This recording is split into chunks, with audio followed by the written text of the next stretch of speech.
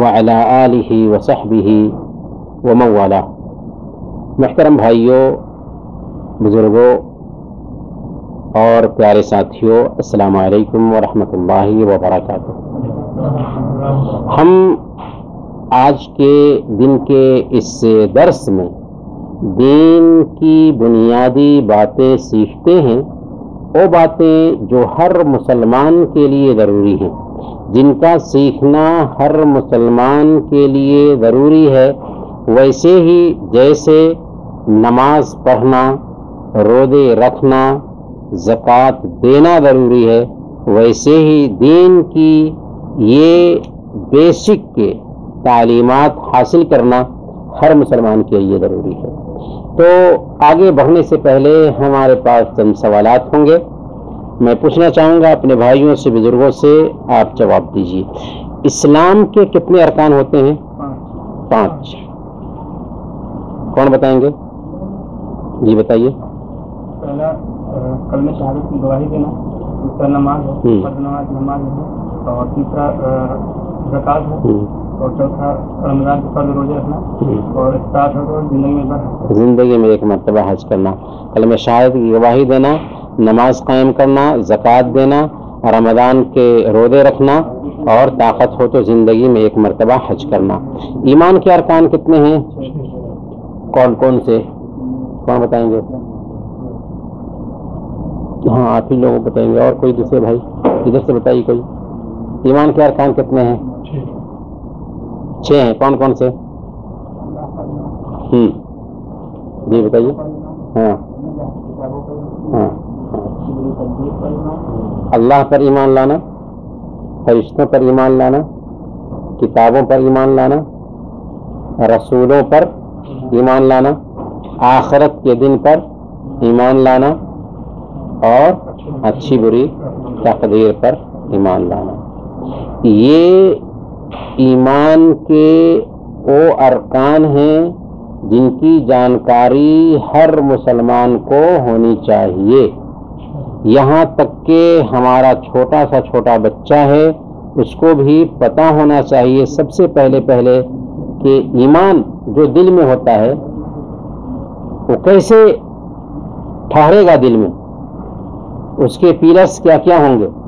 تو یہ 6 پیلرز ہیں، یہ ہم سب کی ذمہ داری بنتی ہے کہ ان کا نالج ہم رکھیں۔ احسان کیا ہے؟ نہیں، آپ ہی نہیں، اور کوئی بھائی بتائیں۔ جی احسان کیا ہے؟ کون بتائیں گے؟ احسان کہتے ہیں اللہ کی عبادت ایسے کرو گویا کہ تم اللہ کو دیکھ رہے ہو۔ اللہ کی عبادت ایسے کرو گویا کہ تم اللہ کو دیکھ رہے ہو۔ اگر یہ احساس پیدا نہیں ہوتا ہے تو یہ سوچو کہ اللہ تمہیں دیکھ رہا ہے۔ 2 درجہ ہوا، ایک درجہ ہے مشاہدہ، یعنی اللہ کی عبادت ایسے کرو گویا کہ تم اللہ کو دیکھ رہے ہو۔ اگر یہ احساس پیدا نہیں ہوتا ہے تو یہ سوچو کہ اللہ تجھے دیکھ رہا ہے۔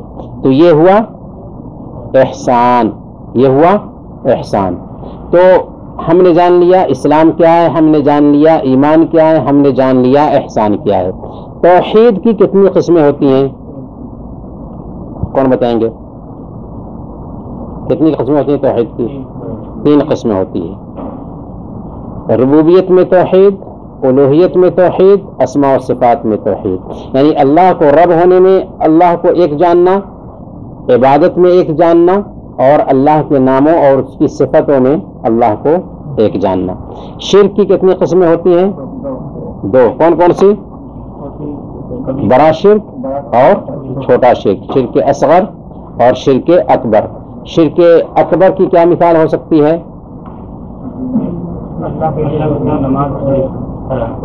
مثال کیا ہو سکتی ہے؟ جیسے کوئی آدمی اللہ کے علاوہ کسی اور سے مانگے، اللہ کے علاوہ کسی اور کے لیے جھکے، اللہ کے علاوہ کسی اور کے لیے سجدہ کرے، اللہ کے علاوہ کسی اور کو نفع اور نقصان کا مالک سمجھے، تو یہ کیا ہو گیا؟ یہ بڑا شرک ہو گیا، اور یہ اسلام سے ایک انسان کو خارج کر دیتا ہے۔ اور چھوٹے شرک کی مثال کیا ہو سکتی ہے؟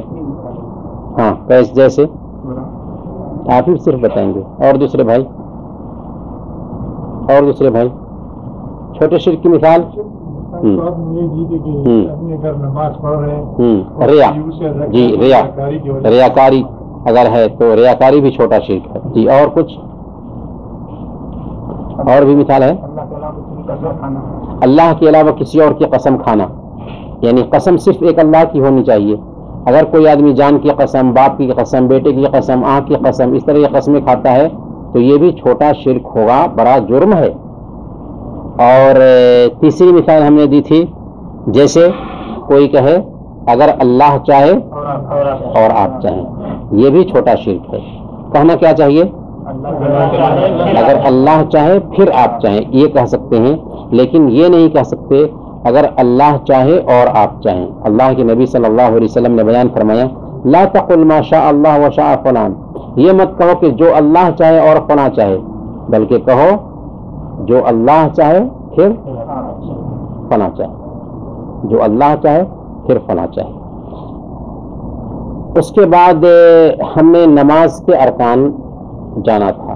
نماز کے کتنے ارکان ہوتے ہیں؟ کتنے؟ نماز کے ارکان 14 ہیں۔ نماز کے ارکان 14 ہیں۔ وقت کا داخل ہونا نماز کا کون سا رکن ہے؟ نماز کی شرطوں میں سے۔ بہت اچھا سورہ فاتحہ پڑھنا نماز کی شرطوں میں سے ہے یا ارکان میں سے؟ ارکان میں سے۔ کیا فرق ہے رکن میں اور شرط میں؟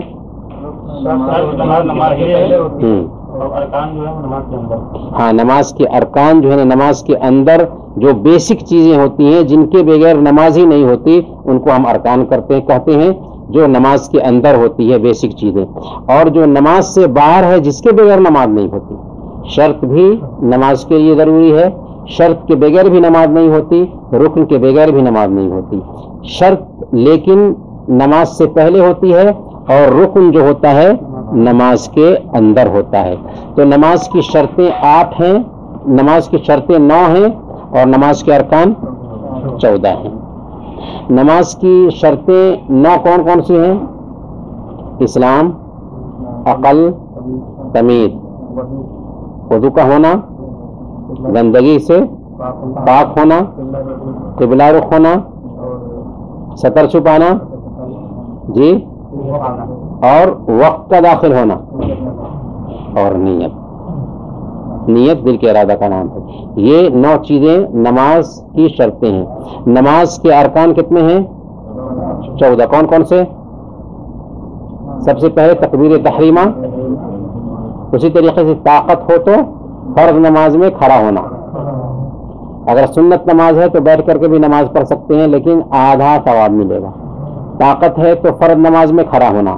تیسرے نمبر پر سورہ فاتحہ پڑھنا، چوتھے نمبر پر رکوع کرنا، پانچویں نمبر پر رکوع سے سیدھا کھڑا ہونا، چھٹے نمبر پر سجدہ کرنا، ساتویں نمبر پر سجدہ سے اٹھنا، آٹھویں نمبر پر دونوں سجدے کے بیچ اطمینان سے بیٹھنا، نویں نمبر پر سارے عمل میں اطمینان ہونا، سارے عمل میں اطمینان ہونا، 10ویں نمبر پر سارے عمل ارکان کے بیچ ترتیب کا پایا جانا، ارکان کے بیچ ترتیب، یعنی جس ترتیب سے نماز پڑھتے ہیں ارکان کی ادائیگی ہوتی ہے اسی ترتیب سے ادا کرنا۔ 11ویں نمبر پر آخری تشہد کے لیے بیٹھنا، 12ویں نمبر پر آخری تشہد میں بیٹھ کر تحیات پڑھنا، 13ویں نمبر پر آخری تشہد میں بیٹھ کر درود شریف پڑھنا، 14ویں نمبر پر آخری تشہد میں بیٹھ کر دونوں طرف سلام پھیرنا۔ یہ 14 ارکان ہیں، ان میں سے کوئی ایک رکن بھی چھوٹ جائے تو ہماری نماز نہیں ہوتی، چاہے بھول چوک کر کی ہی کیوں نہ ہو۔ نماز کے واجبات کتنے ہیں؟ 8 ہیں۔ کون کون سے؟ تکبیر تحریمہ کے علاوہ ساری تکبیرات۔ تکبیر سے مراد کیا ہے؟ تکبیر سے اللہ اکبر کہنا چاہیے، اللہ اکبر کہنا. اسی طریقے سے دوسرے نمبر پر نہیں، نماز کے واجبات، صرف فاتحہ پڑھنا نماز کے واجبات میں سے ہے نہیں. ہاں، تکبیر تحریمہ کے علاوہ ساری تکبیرات. دوسرے نمبر پر امام اور اکیلے نماز پڑھنے والے کا سمع اللہ لمن حمیدہ کہنا، اور سب کے لیے ربنا ولک الحمد کہنا. سب سے مراد امام بھی، اکیلے نماز پڑھنے والا بھی، اور مقتدی بھی جو پیچھے میں نماز، سب کے سب ربنا ولک الحمد کہیں گے. ایک مرتبہ کہنا یہ بھی واجب ہے. تیسرے نمبر پر رکوع میں ایک مرتبہ سبحان ربی العظیم کہنا. سجدے میں پانچویں نمبر پر ایک مرتبہ سبحان ربی الاعلی کہنا. چھٹے نمبر پر دونوں سجدے کے بیچ ایک مرتبہ رب اغفر لی کہنا، ایک مرتبہ رب اغفر لی کہنا. اور ساتویں نمبر پر پہلے تشہد میں بیٹھنا، اور آٹھویں نمبر پر پہلے تشہد میں بیٹھ کر تحیات پڑھنا. گویا کہ پہلے تشہد میں بیٹھنا، پہلے تشہد سے مراد 2 رکعت کے بعد جو بیٹھتے ہیں نا، یہ پہلے تشہد میں بیٹھنا واجب ہے، اور پہلے تشہد میں بیٹھ کر تحیات پڑھنا واجب ہے. لیکن دوسرے آخری تشہد میں بیٹھنا کیا ہے؟ کیا ہے؟ رکن ہے. اور آخری تشہد میں تحیات پڑھنا کیا ہے؟ رکن ہے، رکن ہے. ہاں، رکن ہے. یعنی اگر آخری تشہد میں وہی تحیات نہیں پڑھتے ہیں تو نماز نہیں ہوگی. اگر پہلے تشہد میں یعنی 2 رکعت کے بعد اگر کوئی آدمی نہیں تشہد پڑھ سکا تو 2 سجدہ کر لے، سلام پھیر دے، نماز ہو جائے گی. لیکن رکن اگر چھوڑ جاتا ہے تو 2 سجدہ اس رکن کی کمی کو دور نہیں کر سکتا جب تک کہ رکن کو ادا نہ کریں. یہ ساری باتیں ہو چکی تھی. آج کا ہم سبق کریں گے نماز کو کون کون سی چیزیں ختم کر دیتی ہیں، یعنی وہ چیزیں جو نماز کو فاسد کر دیتی ہیں. مفسدات صلاۃ، یعنی وہ کون کون سی چیزیں ہیں جو نماز کو ختم کر دیتی ہیں، فاسد کر دیتی ہیں. تو سب سے پہلے نمبر پر یاد رکھتے ہوئے اور علم ہوتے ہوئے بات کرنا. نماز میں یاد رکھتے ہوئے اور علم ہوتے ہوئے نماز میں بات کرنا. یاد رکھتے ہوئے اور علم ہوتے ہوئے کا مطلب کیا ہوا؟ کہ اگر علم ہے کہ نماز میں بات کرنا جائز نہیں، اگر یاد رکھتے ہوئے اس نے بات کیا یا علم رکھتے ہوئے بات کیا تو نماز نہیں ہوگی. لیکن اگر اس کو معلوم نہیں ہے، ہو سکتا نا کوئی آدمی نیا نیا ہے، اسلام کو سمجھائے، اس کو معلوم نہیں اور فون آیا، اس نے بات کر لیا، تو معلوم نہیں تھا، بات کر لیا تو اس کی نماز نہیں ٹوٹے گی. اسی طریقے سے کوئی آدمی بھول کر کے فون اٹھا لیا، فون آیا اور لگا کہ نارمل بیٹھا ہوا ہے، فون اٹھا لیا، ہیلو کیا حال ہے، اس کو یاد نہیں تھا، تو اس سے بھی نماز نہیں ٹوٹے گی. حضرت معاویہ بن حکم السلمی رضی اللہ تعالی عنہ نماز میں تھے، اللہ کے نبی صلی اللہ علیہ وسلم کے ساتھ. کسی کو چھینک آئی، انہوں نے یرحمک اللہ کہہ دیا. لوگوں نے ان کو چپ کرانا چاہا تو کہا کہ تمہاری ماں تمہیں گم کرے، تم کیوں ہمیں جھانک رہے ہو. یعنی انہوں نے یہ بات بھی بول دی، یرحمک اللہ بھی کہا، پھر بھی ان کی نماز نہیں ٹوٹی. کیوں؟ اس لیے کہ ان کو معلوم نہیں تھا. اللہ کے نبی صلی اللہ علیہ وسلم نے سمجھایا ان کو کہ نماز میں بات نہیں کرتے، لیکن یہ نہیں کہا کہ دوبارہ نماز پڑھو، اس لیے کہ ان کو مسئلہ معلوم نہیں تھا. تو اگر علم نہ ہونے کی وجہ سے بات کر لیا یا یاد نہ رہنے کی وجہ سے بات کر لیا تو کوئی بات نہیں.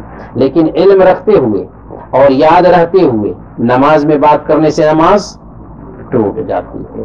دوسرے نمبر پر نماز میں ہنسنا. نماز میں کوئی آدمی ہنس دیتا ہے تو اس کی نماز باطل ہو جائے گی. جب ہنسنے سے نماز باطل ہو جائے گی تو قہقہہ لگانے سے تو بدرجہ اولا باطل ہو جائے گی. لیکن اگر نماز پڑھ رہا تھا، ہلکی سی مسکراہٹ آ گئی، تو یہ مسکراہٹ نماز میں آنی چاہیے نہیں آنی چاہیے، کیونکہ نماز میں ہم اپنے رب سے بات کر رہے ہیں. مسکراہٹ بھی نہیں آنی چاہیے، لیکن اس سے نماز نہیں ٹوٹے گی. غلط ہے لیکن نماز نہیں ٹوٹے گی، پر ہنسنے سے نماز ٹوٹ جائے گی. مسکراہٹ اور ہنسی میں فرق ہے. تو ہلکی سی مسکراہٹ آ گئی، بہرحال نہیں آنی چاہیے، صحیح نہیں ہے، لیکن نماز اس سے نہیں ٹوٹے گی. تیسرے نمبر پر کھانا. نماز میں کوئی کھاتا ہے نہیں، لیکن کھانا کھایا تھا، اس کے کچھ حصے منہ میں باقی رہ گئے. نماز میں گیا اللہ اکبر اور دانت میں وہ حصہ لگا ہوا تھا، اس کو اندر کر لیا.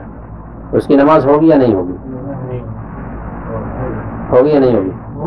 ہاں ہو جائے گی. بتائیے.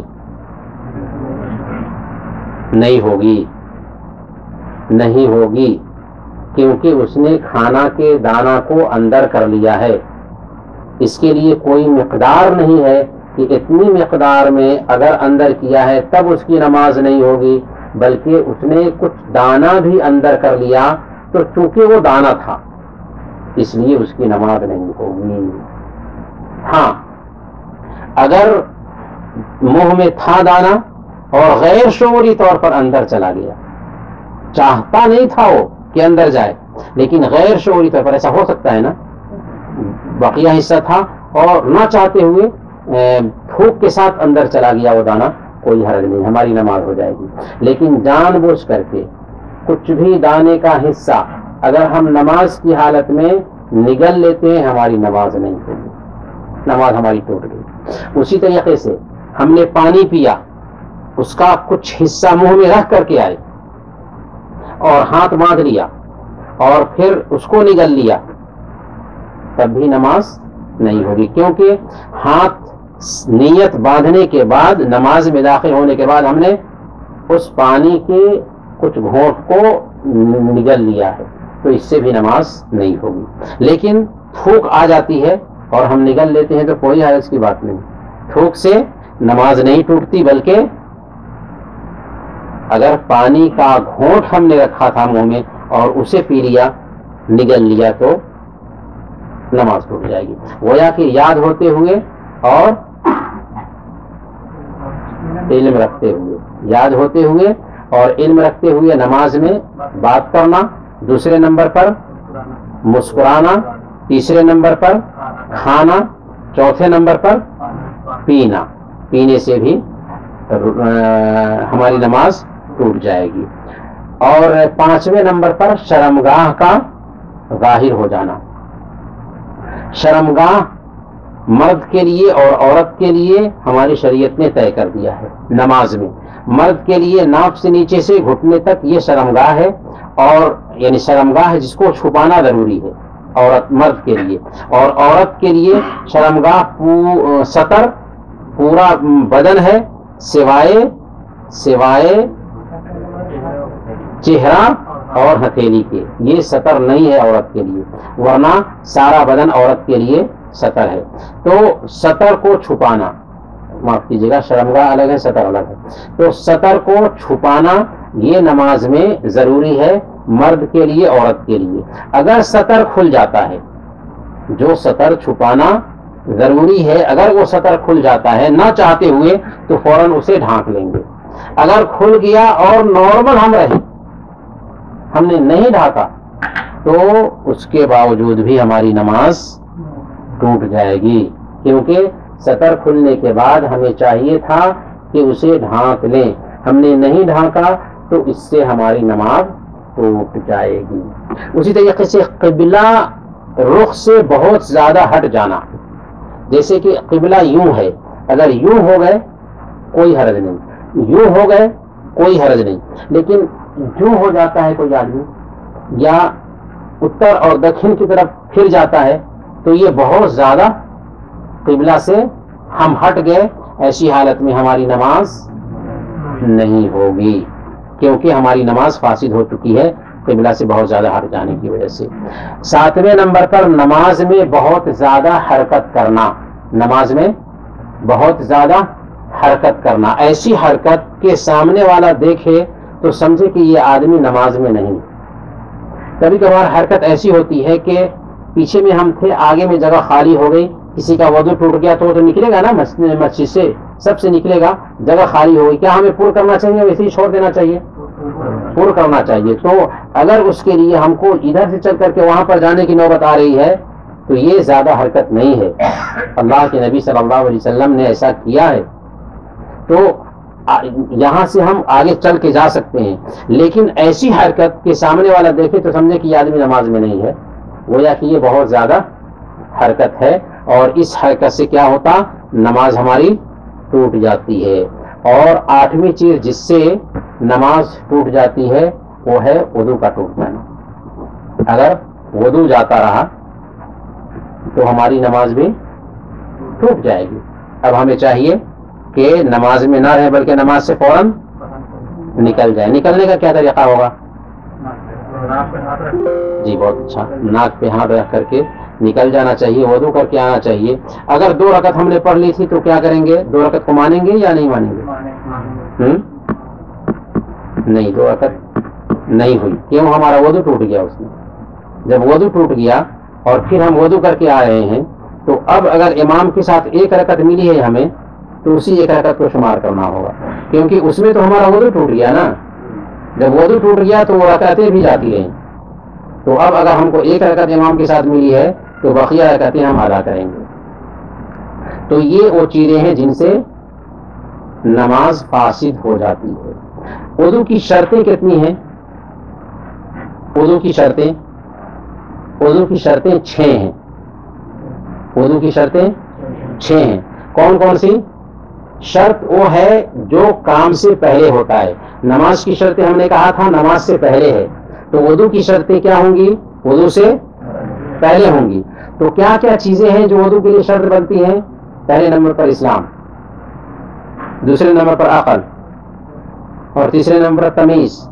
یہ نماز کی بھی شرطیں ہیں، یعنی مسلمان ہونا ضروری ہے، عقل ہونا ضروری ہے، تمیز ہونا ضروری ہے. تمیز کی عمر میں کب پہنچتا ہے ایک انسان؟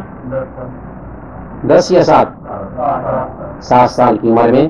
کیونکہ نبی صلی اللہ علیہ وسلم نے بیان فرمایا جب تمہارے بچے 7 سال کے ہو جائیں تو انہیں نماز کا حکم دو، اور 10 سال کے ہو جائیں نماز نہ پڑھے تو ان کی پٹائی کرو. تو بچے 7 سال کے ہو جاتے ہیں نا تو تمیز کی عمر کو پہنچ جاتے ہیں، اب ان کو نماز کا حکم دینا چاہیے. 10 سال کے ہو جاتے ہیں نماز نہیں پڑھتے ہیں، ہمیں ان کی پٹائی کرنی چاہیے. ماں باپ کو حکم ہے، ماں باپ کے لیے واجب ہے کہ وہ اپنے بچے کو اگر وہ 10 سال کے ہو چکے ہیں نماز نہیں پڑھتے تو ان کی پٹائی کرے. تو اسلام، عقل اور تمیز یہ وضو کی شرطوں میں سے ہے. اسی طریقے سے نیت کرنا، کیونکہ نیت ہوگی تب تو وضو ہوگا نا. اگر ہم پانی بہا رہے ہیں اپنے اعلیٰ پر اور ارادہ نہیں ہے، ارادہ ہے کہ تاکہ ہم اپنے بدن کو ٹھنڈا کریں تو ہو جائے گا؟ وضو نہیں ہوگا، بلکہ نیت ہونی چاہیے وضو کرنے کی. 5ویں نمبر پر وضو مکمل ہونے تک نیت باقی رکھنا. ہم نے وضو شروع کیا، نیت تھی وضو کرنے کی، لیکن بیچ میں ارادہ بدل گیا تو چلو ٹھنڈا کر لیتے ہیں اعضاء کو. نیت لگاتار نہیں رہی تب بھی ہمارا وضو نہیں ہوگا. تو وضو مکمل ہونے تک نیت باقی رہے تبھی ہمارا وضو مکمل ہوگا. 6 نمبر پر وضو کے جو اسباب بنتے ہیں، وضو کو جو چیزیں لازم کرتی ہیں وہ چیزیں ختم ہو جائیں. جیسے وضو کو لازم کرنے والی چیزوں میں سے پیشاب ہے. جی اگر کوئی آدمی قضاء حاجت کر رہا تھا، پیشاب کر رہا تھا اور اسی بیچ اس نے وضو شروع کر دیا، چلے گا؟ نہیں. تو پیشاب کا یا وضو کا سبب بننے والی جو چیزیں ہیں ان چیزوں کا ختم ہونا بھی ضروری ہے. اسی طریقے سے 7ویں نمبر پر وضو سے پہلے استنجا کرنا بھی ضروری ہے. پیشاب کر لیا، پیشاب کے قطرے بھی سارے کے سارے گر گئے، اب اگر کسی نے وضو شروع کر دیا، استنجا نہیں کیا، چلے گا؟ نہیں، بلکہ استنجا کرنا بھی ضروری ہے. گویا کہ وضو کی شرطوں میں سے پیشاب بھی رک جائے یا وضو کا جو سبب بننے والی چیزیں ہیں وہ بھی ختم ہو جائیں اور اسی طرح سے ہم استنجا بھی کر لیں، یہ بھی شرط ہے۔ 8ویں نمبر پر پانی کا پاک اور مباح ہونا بھی ضروری ہے۔ اگر پانی پاک نہیں ہے، ناپاک ہے، چلے گا نہیں، یا ہم نے پانی کسی سے غصب کیا ہے تو پانی کا پاک ہونا بھی ضروری ہے اور پانی کا جائز ہونا بھی ضروری ہے، پاک بھی ہو پانی اور مباح بھی ہو پانی۔ 9ویں نمبر پر پانی جلد تک پہنچنے میں کسی طرح کی رکاوٹ نہ ہو، جیسے کچھ عورتیں ہوتی ہیں نیل پالش لگاتی ہیں، تو اگر انگلی میں نیل پالش لگا رکھا ہے تو نیل پالش کی وجہ سے پانی جلد تک نہیں پہنچتا، اگر اسی حالت میں اس بہن نے وضو کیا تو وضو ہو جائے گا؟ نہیں ہو جائے گا، نہیں ہوگا۔ اسی طریقے سے اگر کسی نے کوئی ایسی چیز سانٹ رکھی تھی یا ایسے ہی نارمل انداز میں کچھ چسپا ہو گیا تھا ہاتھ پہ وضو کے اعضاء پہ اور اسی حالت میں اس نے وضو کیا، اس کو ہٹایا نہیں تو اس کا وضو نہیں ہوگا، کیونکہ جلد تک پانی کے پہنچنے میں جو رکاوٹ ہے اس رکاوٹ کو دور کرنا ضروری ہے۔ 8ویں شرط ہے جو 10ویں شرط کہلاتی ہے وہ یہ ہے کہ ایسے آدمی کے لیے نماز کا وقت آنا جس کا حدث دائمی ہو۔ کیا مطلب؟ کسی کو گیس کا پرابلم ہو، بار بار گیس آتا رہتا ہے، 1 منٹ بھی ناگا نہیں ہوتا اور گیس آ جاتا ہے، ایسے آدمی سے نماز معاف ہے نا؟ نماز معاف ہے نا؟ ہاں معاف ہے یا نہیں؟ کیا کریں گے؟ مجبوری ہے تو نماز نہیں پڑھے گا؟ نہیں قطعاً نہیں، ہاں اس کو پڑھنا ضروری ہے، نماز معاف نہیں ہے۔ ہاں یعنی اگرچہ گیس آتا ہے، ایک منٹ بھی گیپ نہیں ہوتا اور گیس آ جاتا ہے، ایسی بیماری ہو جاتی ہے کچھ لوگوں کو۔ کچھ عورتوں کے ساتھ مسئلہ ہوتا ہے، بلڈ آتا رہتا ہے جس کو استحاضہ کہتے ہیں، ایک تو منتھلی پیریڈ ہے، اس کے علاوہ استحاضہ ہے، یعنی بیماری کا یہ خون ہوتا ہے ہمیشہ بلڈ آتا رہتا ہے، رکتا نہیں، تو ایسی عورت کیا نماز نہیں پڑھے گی؟ نہیں، اس کو نماز پڑھنا ہے۔ اسی طریقے سے کچھ لوگوں کو پیشاب کے قطرے گرتے رہتے ہیں، یہ بھی ایک بیماری ہے، پیشاب خاص طور پر کبھی کبھار آپریشن ہوتا ہے تو پیشاب کے قطرے گرتے رہتے ہیں، تو کیا اس حالت میں اس کو نماز نہیں پڑھنا ہے؟ نہیں، پیشاب کے قطرے گر رہے ہیں پھر بھی نماز پڑھنا ہے، لیکن اس کے لیے شرط کیا ہے؟ اس کے لیے یہ شرط ہے کہ نماز کا وقت داخل ہونا ضروری ہے کہ اس وقت وہ تازہ وضو کرے، یعنی جس آدمی کا حدث ہمیشہ کے لیے ہو، جس آدمی کا وضو گویا کہ ہمیشہ کے لیے ٹوٹا ہوا ہو، اس کے لیے حکم یہ ہے کہ وہ تازہ وضو کرے اور اس وقت کی نماز پڑھ لے۔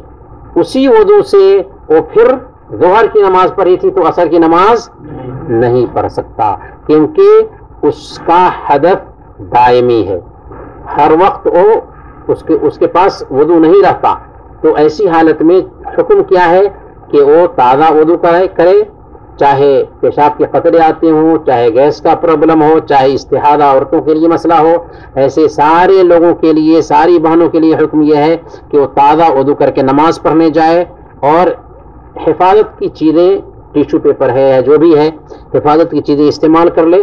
نماز کی حالت میں اگر قطرے گر رہے ہیں پھر بھی نماز ہوگی، اور اسی حالت میں وہ سنت نماز بھی پڑھے گا، فرض نماز، ساری نمازیں پڑھ لے گا، لیکن اگلی نماز کے لیے تازہ وضو اسے کرنا ہے۔ تو یہ ہیں نماز کی شرطیں، وضو کی شرطیں۔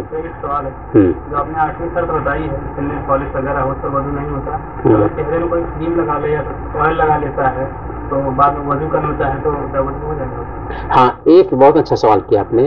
نیل پالش یا اس طرح کی ایسی چیز جو جلد تک پانی پہنچنے میں رکاوٹ بنے، اس سے وضو نہیں ہوتا ہے، لیکن جس سے جو رکاوٹ نہ بنے، جیسے کسی نے مہندی لگایا تو مہندی سے جلد تک پانی پہنچنے میں رکاوٹ نہیں بنتی، تو اس کے جیسی جو بھی چیزیں ہیں چہرے میں ایک انسان لگاتا ہے اور پھر چہرہ دھوتا ہے تو کوئی حرج کی بات نہیں، کوئی حرج کی بات، یہاں تک کہ مہندی بھی لگایا تو اس سے جلد تک پانی پہنچنے میں رکاوٹ نہیں بنتی، وضو ہو جائے گا اس کا.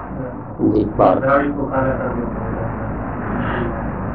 داڑھی کو کالا کرنا یہ الگ حکم ہے، کیونکہ اللہ کے نبی صلی اللہ علیہ وسلم نے بیان فرمایا ہے جنبوا الصلاۃ کہ اگر کسی کا بال سفید ہو گیا ہے تو سفید رنگ کو بدل سکتے ہیں، سیاہی مائل. ان احسن ما غیرتم به هذا الشیب الحنہ والقطن. اللہ کے نبی صلی اللہ علیہ وسلم نے بیان فرمایا کہ اس سفیدی کو سب سے بہتر طریقے سے اگر تم بدلنا چاہو تو بدلنے کا طریقہ یہ ہے کہ تم مہندی اور وسمہ لگا لو. وسمہ اور مہندی دونوں مکس کرتے ہیں تو سیاہی مائل ہو جاتی ہے.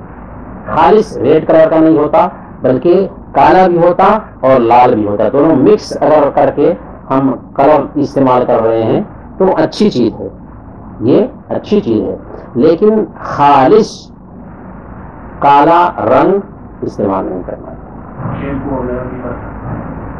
کیسا شیمپو؟ وہی صرف کالا رنگ نہیں، لیکن براؤن کلر ہے، دوسرا کلر، دوسرا کوئی کلر ہے، خالص کلر کالا نہیں ہے تو جائز. انہی چند کلمات کے ساتھ ہم اپنی بات ختم کرتے ہیں. وصلی اللہ علی نبینا محمد وعلی آلہ وصحبہ اجمعین. آپ بھائیوں کو اگر جانا ہے تو جا سکتے ہیں، پوچھنا ہے تو بیٹھ کر پوچھ لیجیے. جی کیونکہ سارے بھائیوں کا وقت خواہ. جی مسح